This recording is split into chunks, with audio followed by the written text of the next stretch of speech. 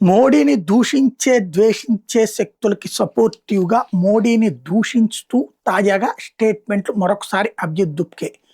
నువ్వు అదేంటది ఇన్‌ఫ్లుయెన్సర్‌గా మారు ప్రధానమంత్రిగా వదిలేసేయని. వాడెంతాడి బతుకెంత? ఉద్యోగం కూడా చేయడం చేత కానీ సన్నాసి.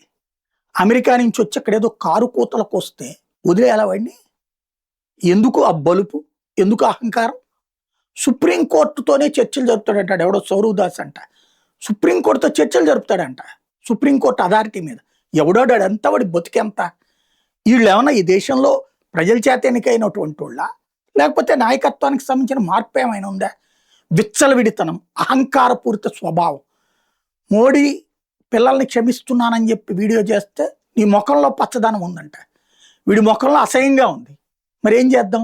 చూడ్డానికే చండాలంగా ఉన్నాడు అందామా? అంటలేదే ఈ సమాజం. గౌరవం అనేది నిలబెట్టుకోవాలి.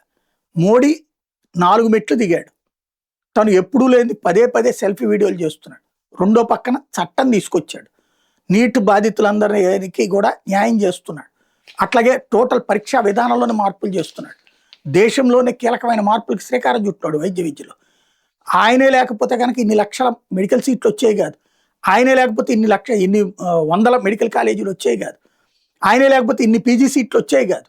అంత తీసుకొచ్చాక ఇక్కడ ఎవడో వెధవ తప్పు చేస్తే ఆ వెధవని పట్టుకుని అరెస్ట్ చేసి జైల్లో పెట్టినా సరే, లేదు మాకు మంత్రి రాజీనామా అంటే సరే కానీ అని చెప్పి రాజీనామా చేపిస్తే అవన్నీ చేతకాంతనం కిందనా లేకపోతే కనుక అసమర్థత కింద వస్తుందా?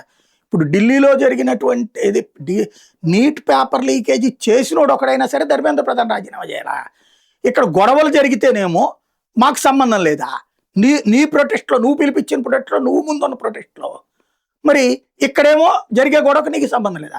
అక్కడ నీటికి మాత్రం ప్రధానమంత్రికి సంబంధం ఉందా? ఎంత బలుపెక్కి కొట్టుకుంటున్నారు వీళ్ళు.